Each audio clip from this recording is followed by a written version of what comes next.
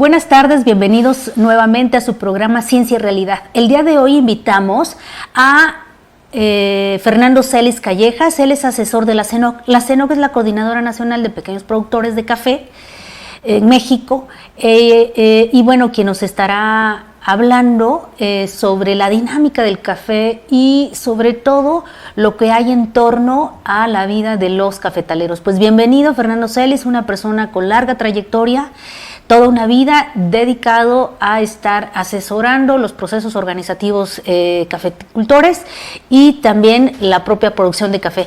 Fernando, bienvenido, buenas tardes. Y gracias por la invitación, Karina. Buenas tardes. Pues la idea es que nos pudieras platicar, actualmente hemos visto la dinámica del café, ¿no? Actualmente hemos visto la fluctuación de los precios del café respecto a una alza que tuvieron recientemente. ¿Qué significa esto para los productores? ¿De dónde vienen? ¿Cómo se maneja? ¿Cómo se determina esos precios? O más que cómo determinarse, ¿cuáles son las condiciones que generan el alza o la baja de los precios de este café? Bueno, ha habido años de menos precios que años con precios adecuados, ¿no? Para los productores. Claro. Veníamos de 4 ciclos de precios bajos y más las afectaciones de la roya, los productores pues tienen muchos problemas, ¿no? La mayoría. Todos los precios aumentan por 3 factores principales, ¿no? El primero es que el año pasado hay una sequía en Brasil y en la cosecha hubo una helada. Entonces tienen 2 años de afectaciones por sequía y helada, que incluye la cosecha del año pasado y la que viene de arábiga en mayo-junio de este año. Es el factor más importante. El segundo es que en Colombia hay afectaciones por lluvias. Y según los datos recientes, pues van a tener pérdidas como 1,5 millones de sacos. Y en esto de los cafés que produce México, que son arábigos lavados, cafés pergaminizados, la producción mundial ha bajado en los últimos 3 años porque ha habido afectaciones también en Honduras, ¿no? En México no ha aumentado la producción. Pero el segundo factor es afectaciones a los cafés arábigos lavados, que son los que se cotizan en la bolsa del café de Nueva York, los cafés arábigos lavados pergaminizados. Y el tercer factor es que la bolsa del café de Nueva York está muy financierizada, ¿no? O sea, los capitales especulativos que entran para ganar, ¿no? O sea, no le interesa el café, sino ganar dinero, pues aumentan las alzas, ¿no? O las disminuyen, que es un gran riesgo. Estos son los 3 factores: la helada y sequía en Brasil, lluvias en Colombia y la especulación en la bolsa. Ahora, cuando tú dices la especulación en la bolsa, esto quiere decir que hay inversionistas que ponen dinero en una bolsa de café muy específico o en café en general, y eso va elevando los precios. Bueno, hay una bolsa de café en Nueva York que se cotiza el contrato C, que es de café arábigo lavado. Está la de Londres, que es café robusta. Okay.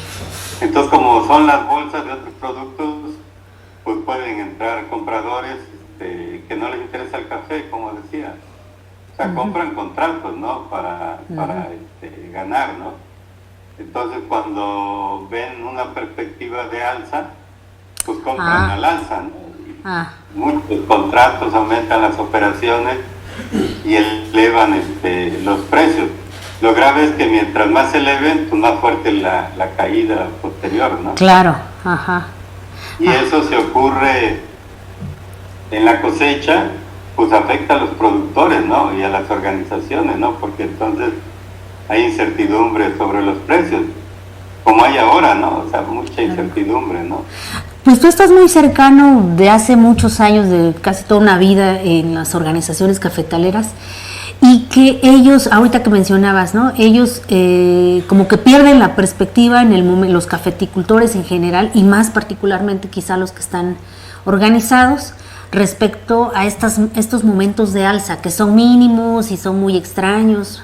Ahora pues están aprovechando la oportunidad de tener un precio, digamos, hasta cierto punto favorable al café, pero ¿qué pasa cuando, como acabas de mencionar, la caída, cuando se elevan tanto, la caída es más grave? ¿Qué pasa cuando se da esa caída y qué pasa en este momento con los cafeticultores y sus organizaciones? ¿Sigue siendo la misma relación? ¿Hay una presión a sus propias organizaciones para elevar los precios? ¿Las organizaciones mantienen esos precios con respecto a sus exportaciones, por ejemplo? ¿Logran posicionar el café en esos precios? Bueno, cuando se dan las bajas, que han sido varias veces, fueron en el 87, en el 89, claro, el convenio internacional, en el 95, en el 2000. Generalmente la mayoría de las organizaciones han quebrado, las que venden los cafés convencionales. Claro. Más si operaban con crédito. Se han sostenido más las que venden en el comercio justo, venden café orgánico, venden algunos mercados de mayores precios. Pero en esta alza, por ejemplo, si en la bolsa estaba a $120 el quintal, por las 100 libras más o menos, bueno, los que venden en estos mercados pueden vender 80 o $100 arriba, $200, por ejemplo, entonces tienen una ventaja competitiva mayor que el café convencional. Pero cuando el precio sube de 120 a 240, que es un aumento del más de 100%, en estos mercados especiales no suben en la misma proporción. Eso. De tal manera que es más difícil el acopio. O sea, las compañías transnacionales que dominan la comercialización, pues venden rápido, acopian y venden rápido, pero las organizaciones necesitan más tiempo, ¿no? Para copiar y comercializar. Entonces, los mismos compradores mantienen reserva, ¿no? En cuanto a un café que se va a entregar meses después, ¿no? Dicen, bueno, si ya tienes el café, lo picamos ahora, ¿no? Entonces en México hay una coyuntura, comentaba que hay escasez de café pergamino, terminó la cosecha de cereza, casi en Veracruz y Puebla, ahora vienen las ventas de los productores de estados pergamineros, Oaxaca y Chiapas, pero las compañías transnacionales pagan precios altos. O sea, en Chiapas pagan hasta 5,100 el quintal de pergamino, 5,000 pesos, en Veracruz 4,800. Y los que tienen cafeterías, con tal de asegurar café, también pueden pagar más. Entonces en campo se genera mucha especulación, ¿no? Porque los productores dicen, no, pues ya está el precio a 85 pesos el kilo, ¿no? El pergamino a 90. Y eso se expande, ¿no? En todas partes del productor, pues casi quisiera vender rápido, ¿no? A ese precio. Entonces las organizaciones, pues, que tienen un esquema de van acopiando el café poco a poco de varias regiones, algunas pues tienen esa presión, ¿no? Por ejemplo, puedo señalar el caso de Cuetzalan, ¿no? Claro. Con la cooperativa Tosepa. Tuvimos una reunión y de cada comunidad dicen cómo está el precio. Pero alguien dice, en Cuetzalan pagaron 80 pesos, ¿no? El kilo de pergamino, ¿no? Entonces, ¿cuánto va a dar la cooperativa, no? O sea, como anticipo, 74 pesos. Es alto, ¿no? Porque necesitan más recursos, para las ¿no? organizaciones. Doble del año pasado. Entonces ahí el productor, desafortunadamente, los productores son demasiado pragmáticos, ¿no? Pueden decir, si ya me pagan 90, como en el caso de Chiapas, lo venden una vez porque el precio puede bajar. Y si es un riesgo. Si las organizaciones no fijan en estas condiciones, incluso su café de comercio justo orgánico, se esperan, sí hay posibilidad de una baja importante en los siguientes meses, ¿no? Entonces hay mucha presión y los compradores grandes, las transnacionales, pues tienen menos gastos, ¿no? De operación. Pero es más presión para las organizaciones, ¿no? Porque si fijan y no están seguros de que van a copiar la cantidad de café que están fijando en el contrato, pues también es un riesgo para ellos, ¿no? Como organizaciones. Quieren que ya esté contra el café físico, ¿no? Claro. Pero ahí, pues es ahí donde se ve que estos mercados debe haber cierta flexibilidad de las dos partes, ¿no? Claro, estos mercados especiales de comercio justo, dices, ¿no? Porque si no, las transnacionales los hacen cachos claro, a todo el esquema. Ese es el gran riesgo cuando los precios son altos, que bueno, pues están en riesgo. O sea, ya se desplazaron a la mayoría de las organizaciones de café convencional, son muy pocas, y ahora menos acopian porque necesitan mucho dinero. claro. Pero las que han resistido, se han sostenido, son las que venden en estos mercados, ¿no? Pero es un momento muy, muy difícil, ¿no? Muy difícil, ¿no? Y yo te lo preguntaba porque... Nosotros en la CENOC nos reunimos casi cada semana para estar viendo cómo están las distintas regiones y cómo está funcionando el mercado. Porque una situación específica, si hay una pérdida importante, es muy difícil recuperarse. Sí, te lo preguntaba por dos cosas. Por un lado, porque luego como investigadores académicos damos por hecho algunas aseveraciones que a veces se atreve a hacer, diciendo que estas organizaciones muchas veces puede ser que no sean tan legítimas porque en momentos de precios altos que son escasísimos y son muy extraños, los productores no tienen la lealtad, le llaman, ¿no?, a sus organizaciones. Y también del lado de los compradores de estos mercados especiales teníamos una discusión al respecto, muy particularmente quizá con Gebhard mencionaba ahí su perspectiva de que no hay una lealtad de los productores hacia sus organizaciones. Y entonces por eso te preguntaba eso, y cuál era tu perspectiva. Si bien las organizaciones enfrentan grandes complicaciones porque no, como tú decías, no tienen el flujo de capital suficiente para acopiar, y lo que tú decías, acopian lentamente, lo cual quiere decir que no tienen un esquema de almacenamiento y distribución y transporte rápido como lo tienen las multinacionales, ¿no? Entonces, ahí, en ese sentido, ¿cuál es tu perspectiva con respecto de las organizaciones? Ya nos decías, de los productores, si bien son pragmáticos, pero ¿qué agregarías a esa dinámica a la que ellos se sumergen, no? Lo que pasa es que el aumento de precios probablemente nada más va a durar esta cosecha. Y el año que viene va a haber otra vez, y los siguientes años, precios más bajos, ¿no? O sea, no se sostienen a esto, incluso aunque subieran más. Entonces el productor tiene que ver varios años, ¿no? O sea, por un año que diga, pues no entrego, ¿no? Parte de mi café, pues va a enfrentar los siguientes años que no va a haber quien le pague mayor precio, ¿no? O sea, decimos que si hay problemas pues de la lealtad se dice, pero no tan generalizado, ¿no? No quiere decir que el 70 o el 60 o el 50% de los productores no entreguen café socio de las organizaciones. Sí. Probablemente lo que hacen es, si tienen 5 quintales, pues venden 1 o 2 y luego entregan Pero ya ha pasado en algunas ocasiones, o sea, esto ya ha pasado, ¿no? Y las organizaciones pues también se preparan, ¿no? Es importante la relación con el comprador, ¿no? Porque la asociación, inicia el acopio, y si junta un lote, si junta 2 lotes, pues puede tardar 1 mes, 2 meses, y el comprador dice, bueno, si lo tienes ahorita hacemos un trato. Sí. Y eso es difícil, pero ahí debe verse la voluntad, ¿no?, de las dos partes, el comprador y la organización, de adaptarse, ¿no?, a esta situación. Claro. Porque es un espacio muy corto. Sí. O sea, la cosecha es, para los pergamineros, el acopio es pues enero a marzo, abril. Y te digo, ahorita están bajando los precios por esta cuestión del conflicto en Ucrania. Y no se tiene certeza que en 3 meses estén los niveles actuales. Entonces es algo muy rápido, ¿no? Muy rápido. O sea, bajando los precios por el tema de Ucrania, ¿cuál es la relación ahí? Bueno, lo que pasa es que la mayoría de las materias primas están subiendo los precios.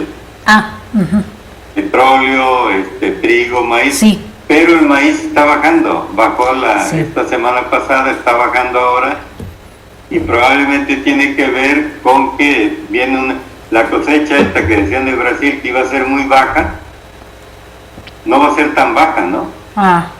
y viene una producción alta de robusta, de café robusta. Está aumentando mucho la producción de café robusta a nivel mundial.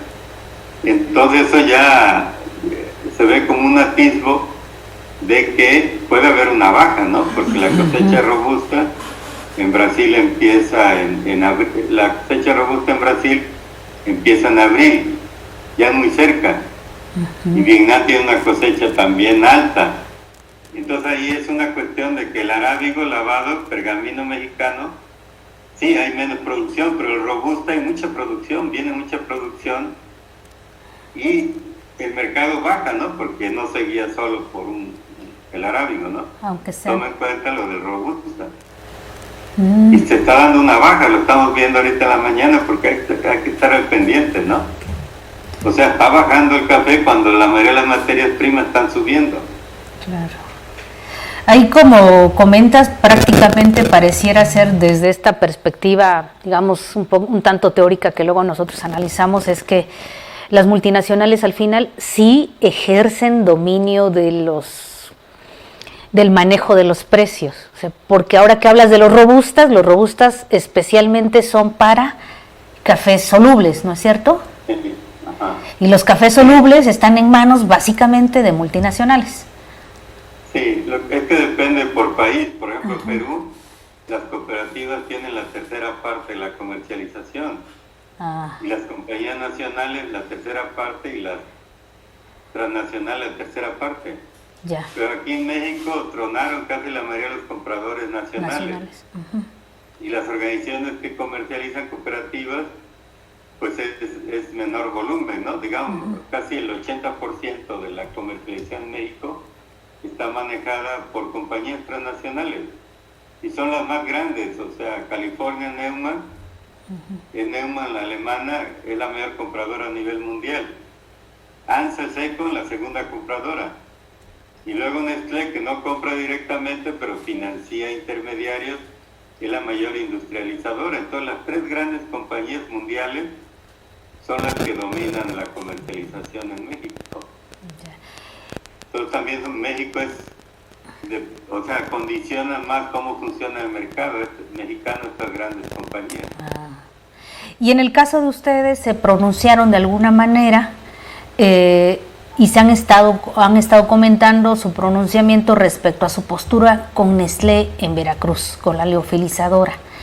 Si nos pudieras comentar un poco más de esto, de cuál es su postura y por qué se han planteado de frente a esta dinámica, digamos, política, ¿no? Política pública, que de alguna manera están apoyando una parte de la producción o de los procesos de Nestlé.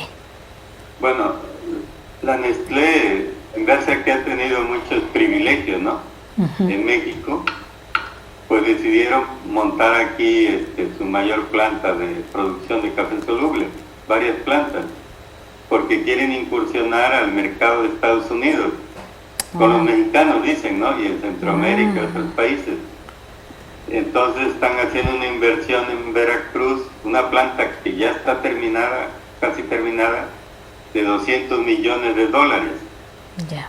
Y es básicamente está muy cerca del puerto de Veracruz, para exportar más café soluble. Café soluble, entonces el café robusta es más barato. Por ejemplo, la bolsa de la arábiga está a 235, sí. El robusta está a $105. No vale ni la mitad. Sí. Pero el soluble da más rendimiento que la arábiga. Y tiene más cafeína. La cafeína tiene ahora un valor muy importante, ¿no? Entonces ellos dicen que para abastecer esas plantas necesitaban en 4 años 3,5 millones de sacos. Ya se importan casi 2 millones de sacos de robusta, principalmente de Brasil, de Vietnam, a un precio muy bajo, porque son cafés incluso de menos calidad, no son de los robustos de mejor calidad. Entonces querían que el gobierno diera subsidios para esas plantaciones. O sea, una planta de café que la tiene registrada la Nestlé y que la produce en Agromod en Chiapas, en Tapachula. Una empresa que era de Alfonso Romo, ¿no? que era asesor ahí de la presidencia. Entonces, querían que se les diera, entonces hubo manifestaciones en Veracruz y se comprometió el gobierno federal y el estatal que no iba a haber esos subsidios. Pero nos enteramos que a través de Sembrando Vida sí se están incluyendo el Robusta en Chiapas. Y dicen que es un Robusta con sombra, cuando generalmente el Robusta es sin sombra. Sí, o sea, es una plantación con muchas matas de café. Pero el gran problema, lo que nosotros decíamos, es que no es viable mucho la operación en México, la producción de Robusta, porque el precio es muy bajo. Entonces en Brasil, en Vietnam y Uganda producen ese café como a $55, las 100 libras. En México hay salarios más altos, no se puede producir con esos costos, precios, ¿no? Sí. A no ser que la Nestlé diera un sobreprecio. Pero ellos mismos dicen que si no hay en México lo importan. Pero ahí la discusión es que pues varios de los que apoyan a esta empresa dicen, bueno, es que el arábiga es en zonas más altas y el robusta en zonas bajas. Entonces querían sembrar 150,000 hectáreas de robusta. Una productividad de 40 sacos por hectárea. En México la producción de arábiga es de 5, 6, 7 sacos. Entonces 50,000 hectáreas ahí cerca de la misma fábrica, ¿no?, que tiene café soluble.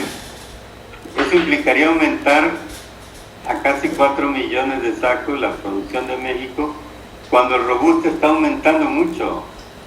Sí, y lo que va a hacer es... Sí. Y a bajo costo, por ejemplo, Uganda, ¿no? Sí. Está aumentando mucho la producción. Entonces decíamos que sí va a embarcar a los productores a producir un café que va a ser muy barato. Sí. Entonces, ¿qué va a pasar ahí? La Nestlé va a decir que ellos dicen, pagamos precios de acuerdo al mercado internacional. Entonces, ya lo estamos viendo ahora, el aumento de producción de robusta y está bajando los precios, pero también los de la arábiga. Entonces, como funciona como un mercado global, si hay mucha más producción de robusta, en 2 o 3 ciclos va a bajar más los arábigos, ¿no? Bien delicado. Pero además desplaza a la producción de México en el mercado nacional. O sea, la Nestlé, con el café importado y con el que aumentaría la producción, vende marcas con muy poco café, con muchos saborizantes, muchos endulzantes, y lo venden muy barato. Toda la población, y ellos dicen, como la gente es pobre, hay que venderle un café barato. Entonces le meten robusta, la gente no conoce, compra esos cafés porque son más baratos. Entonces tienen el dominio también del consumo nacional de café. La Nestlé, ¿no? O sea, es la que tiene, o sea, el consumo de robusta, de soluble en México es como el 50%. Uy. Y está dominado por la marca Nescafé. Pero por lo que dices es delicado, porque estás hablando de un producto que tiene endulzantes y saborizantes, que no necesariamente es café, que ya hemos visto que los productos altamente procesados tienen un efecto más negativo en la salud, en tanto frente a un café que pudiera ser más natural y además orgánico en algunos casos de estos mercados especiales. La otra cosa que tú estás planteando es que también se me hace súper delicado, una cuestión de, alguien decía por ahí, de hasta de seguridad nacional. O sea, estás hablando de ¿cuántos millones de familias cafetaleras que pudieran estar en riesgo con sus ingresos económicos, porque si bajan sus precios, pues de ahí se van a sostener por ahora, pero eso no les va a durar más que un ciclo, ¿no? Porque van a tener la tendencia de bajar cada vez más los costos y los precios de esos cafés, por lo que me estás diciendo, una pauperización profunda de todo el sector cafetalero. Claro, o sea, con la roya la producción bajó a la mitad, de 4.4 millones de sacos a 2.2. Fue muy difícil salir. Luego 4 ciclos de precios bajos, y la producción regresó a los 4 millones de sacos. Como quiera, un esfuerzo. Sí. Pero ahora hay precios altos. Pero la tendencia, y se ve ya, ¿por qué bajaron los precios la semana pasada? porque se ve que viene más producción de café robusta, entonces el café robusta está bajando todos los precios. Entonces en 1 año, 2 años, los precios van a ser, a lo mejor no bajen tanto, pero en términos reales, con el aumento de los insumos, del fertilizante, sí es una baja en términos reales. No bajan tanto nominales, pero bajan en términos reales. Y el costo de producción del café en México es alto. O sea, no se puede comparar con el costo de producción del robusta. Sí. En Brasil, Vietnam, Uganda, va a haber mucho café robusta. La Nestlé dice, si no hay café robusta en México, pues lo traemos. Pero hace 1 año, por ejemplo, cuando el robusta estaba a $70, lo monitorea, la dice los precios, los saca todos los días en físicos. Las importaciones de la Nestlé de Brasil eran de $60. O sea, no solo es un café barato, más barato el robusta, sino traen el café más malo, ¿no? Sí, además, ¿no? Un desmanche, o sea, es una competencia desleal con el café mexicano. Totalmente. Porque el café mexicano vale el doble, ¿no? Claro. Ahora mucho más, ¿no? Incluso los desmanches mexicanos, pues valen mucho más que los robustas importados, ¿no? Entonces, y con una gran mercadotecnia, la gente pues compra mucho el café. A lo mejor para quien nos ve, valdría la pena comentar esto. Cuando hablas tú de los salarios es porque hay productores, la mayoría paga jornales para poder hacer todas las labores de cultivo, y eso obviamente eleva sus costos. Y además porque tú dices los robustas son de sol, que no necesariamente implica un manejo más profundo del cultivo, en tanto que los arábigas nacionales son de sombra, que implica un manejo muy estricto de las sombras, que tienes que regular incluso las sombras, los árboles frutales o cualquier otro tipo de árbol maderable que pudiera estar dentro de la plantación. Se tiene que tener un manejo muy especializado, ¿no? Es un poco... Claro. Yo no comparo las plantaciones de café robusta de Vietnam y la de Brasil, producen 50 sacos. Sí. O sea, un saco de 1.3 quintales, más de 60 quintales por hectárea. Aquí. Entonces, hasta mecanizado en Brasil en partes, y en México se producen 5 o 6 sacos. Por hectárea. Hay diferencia de 1 a 10. Sí. Entonces, el cultivo, y en México es de los pocos países que ya sigue siendo el cultivo con sombra. También otros países del Arábigo, en Colombia, en Costa Rica, Honduras, es con poca sombra. Entonces son 2 mundos diferentes de producción, pero arriba el mercado funciona de manera global, ¿no? Claro. Si hay mucha producción de robusta y bajan los precios, también jalan los precios de los arábigos. Y ahí fíjate que puede incluso haber hay un argumento incluso de carácter ambiental, porque esta política pública, que si es a través de Sembrando Vida está bien, pero no puede ser para robustas, por esto que estás diciendo, porque si es de sombra, lo que estás haciendo es acabar con la gran biodiversidad que hay en estas regiones, cosa que han mantenido estos productores que están en cafés especiales y que son de sombra, ¿es cierto?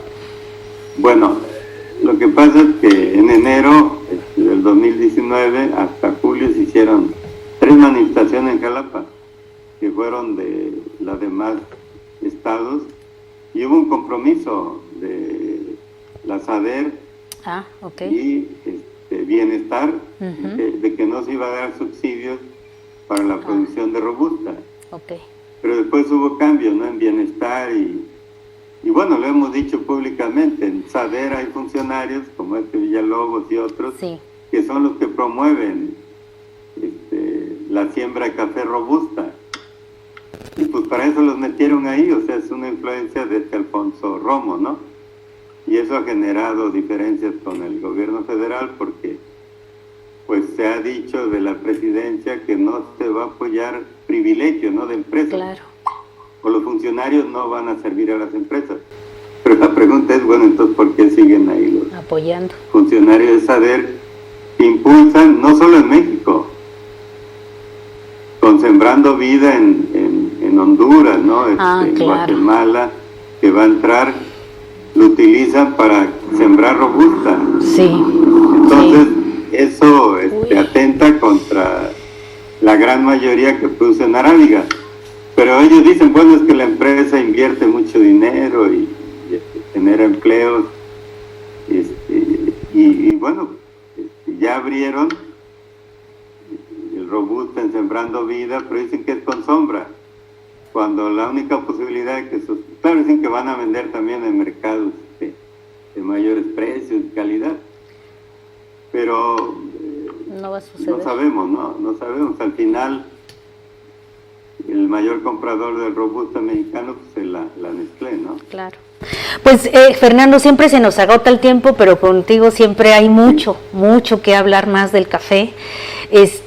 Aquí nos tenemos que ir cerrando. No sé si quisieras hacer como un comentario general para cerrar la conversación de este momento. Bueno, del 2000 al 2004, cuando fue una crisis también muy fuerte de precios, parecía que muchos productores iban a abandonar el café. Sí. Pero lo que se ve en los últimos años es que hay un crecimiento muy fuerte de nuevos productores. Subdividen terreno. Nos dicen que Sembrando Vida hay 35,000 productores nuevos. Estamos hablando de un padrón de más de 500,000 productores. Entonces, se sostiene la mayoría pues con las familias, remesas, otros ingresos, y no dejan el café. O sea, el café por sí mismo, la mayoría de los productores no le genera ingresos suficientes. Sí. Pero sostienen el café, entonces un sector muy grande. El 90% más son en regiones indígenas marginales. Entonces, debe haber una política que considere eso. Claro. Los productores, se ve ahorita, los productores aislados tienen problemas. Tienen que asociarse, ¿no? Para manejar sus viveros, sus beneficios, seleccionar el café, mejorar la calidad, manejar cafeterías, exportar los mejores. La asociación es clave.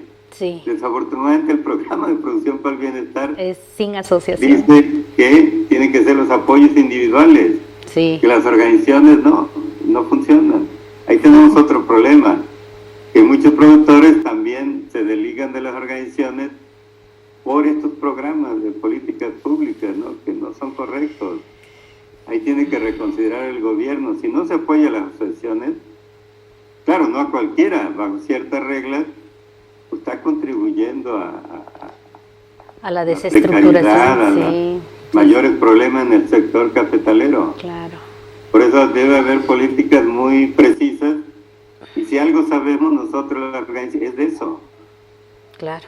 Entonces ahí tenemos problemas para definir una política pública con el actual gobierno, ¿no? Ay, Fernando, pues nos dejas pensando, reflexionando en lo que espera para los productores. Yo siempre, para los campesinos, cafeticultores, yo siempre creo que son muy creativos, y como tú dices, no solamente se han mantenido, sino además han aumentado, y que seguramente, creo que tú lo mencionabas en algún momento, que a raíz de pandemia, lejos de desaparecer, ellos se enfocaron a trabajar todavía más todas las producciones del campo. Entonces, eso quizá da esperanza, ¿no? No ha bajado, o sea, la agricultura es la única que ha tenido un cierto crecimiento, ¿no? Claro. Y hay un problema de alimentos, los alimentos van a crecer mucho. Sí. También por la crisis esta de Ucrania, que muchos preguntan, bueno, claro, tiene que ver con el fertilizante.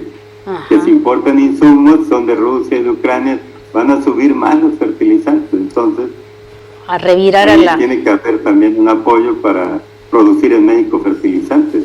Claro. Pues bueno, Fernando Celis, te agradecemos mucho la conversación de este día. Ojalá que más adelante haya también oportunidad de poder ampliar más todo el tema de la agricultura. Y pues muchas gracias por haber aceptado la invitación, y como ven, esto es lo que seguimos platicando en Ciencia y Realidad, no solamente con investigadores, sino estamos en una etapa de abrirnos también a actores sociales, a gente que está, digamos, desarrollando diferentes esquemas en la realidad, particularmente mexicana. Muchas gracias, Fernando. Sí, te agradezco. Que estés bien. Hasta luego. Muy bien.